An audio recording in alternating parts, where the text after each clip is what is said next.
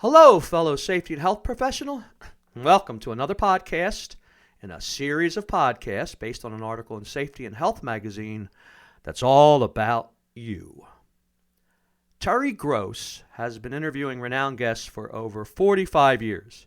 I know I've listened to her for at least 30. She's a well-known journalist and a radio personality in the Philadelphia area. Some of her shows are syndicated and also broadcast throughout the country, but she's really popular in this area. I live about 45 minutes south of Philadelphia. And it's a delight listening to her interviews. She asks the best questions, ones that don't just touch the surface. Terry won't ask a musician, for example, what's your favorite song? How did you get started in music? But rather, she'll say something like, how do you tell if a song you wrote isn't good enough to record in a studio? That's the type of question that elicits a thought-out response that tells you something about the musician, you learn about them in some way, but also gives you, the listener, an insight into creative judgment. I'm a musician, and so when she asks those kind of questions, I have rapt attention because I want to hear what that person has to say about that. And what drives us to ask questions is curiosity. And if you're a skilled questioner, you benefit in many ways. I'll get to that in a minute. If your desire to learn new things stays active no matter what age, it will impact your mental landscape, your social interactions, and even your physical health. You'll also discover just how amazing the world is and often feel a sense of awe like I do. Well, here are 3 of my favorite benefits of being a curious creature. 1, you'll worry less. I know that doesn't seem like that could be true, but let me explain. Most worrying comes from ruminations, when you're thinking in your head about this, that, and the other, particularly when we fret about the future and replay regrets. However, if you are busy learning something new, you're less likely to be thinking about yourself. For 3 months now, I've been researching different countries.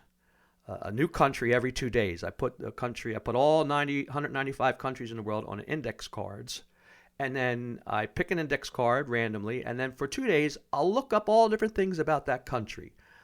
Typical things like population, where it's at, and also unusual things. It's fun, and I find myself getting lost in the endeavor because I'm discovering many things I never knew, like national dances, unusual monuments, food I never knew existed. It gets me to learn topics that I have to pay attention and concentrate in order to understand. And it's different than when you do routine stuff, whether it be learning or activities. And that's why it matters. You can tie your shoes and think about a safety presentation you have to give. It's something you're worried about it or whatever, because you tie your shoes so often. But I have found that if you're paying attention or doing something novel, you don't have, I guess you could say, the brain power to do both, learn about something new and to worry.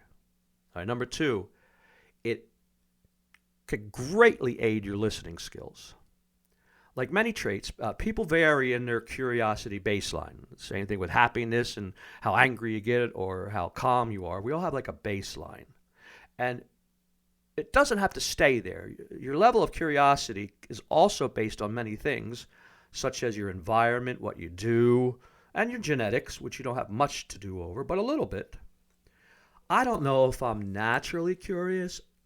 I was as a kid, but aren't we all? But I know that I've worked at being curious for many years, which has paid off. You could do the same. I use books and research papers and search engines. Of course, you do too, I'm sure, but I find my best learning, and the one I enjoy the most, is from listening to other people. Because almost everybody, if not everybody you meet, has such a wealth of knowledge that's different than yours because their life experience has been so much different. Though I don't claim to be as adept at asking questions during a conversation as Terry Gross, I have consistently practiced asking more profound questions about other people's stories and events they describe to me. So I do ask unusual questions of people rather than just, how you doing? How was your weekend? Things that are typical. And I've gotten better and better at it as the years go by, and so will you if you practice it. And what happens is my curiosity, I really want to know what that person is telling me. I really want to know what it's like in the town they grew up in. I'm not just listening to be courteous, I'm listening because I'm curious. And plus, there's also that camaraderie of people having conversations and interacting. And number 3, it'll help your brain and your mind stay healthy. 20 years ago, I would have said, so what? I wouldn't even have thought of that the health of my brain and my mind, because I was younger and didn't think that was something. But now that I'm getting older and, I'm past middle age even, I am sometimes thinking about, I better keep my brain in shape, better keep my mind healthy. And learning new things helps that. It helps prevent you having problems, like Alzheimer's and others.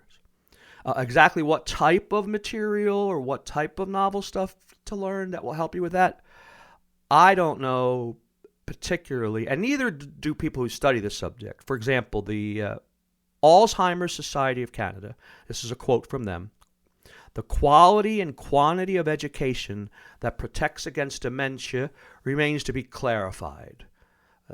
So it's hard because people are so different. But across the board, I don't care what type of medical profession you're in, whether it be psychiatry or neurobiology or whatever, it's well established that learning new stuff is good for you, is helpful. Now, after I researched for this article and now this podcast, I decided to learn a language. So I got an app, subscribed to an app, and every night for 15 minutes before I go to bed, I study Spanish. I've been enjoying it. It's a little bit tough, but good, And look, a year from now, I'll be able to at least casually speak Spanish, but at the same time, I'm having a fun time learning something that's improving my mind. Leonardo da Vinci, one of the most productive geniuses of all time, is my favorite mentor. His advice and his lifestyle and what he did, so much of it is just wonderful.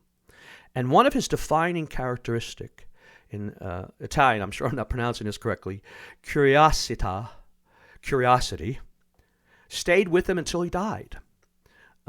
Though on his deathbed, records show, I find this so amazing, that he was disappointed in himself because his goal was to learn everything. He was curious about everything you could possibly think of. And that's part of the reason why he was so successful in inventing and in sculpting and art in all different ways. Well, may you and I follow his example and always be curious.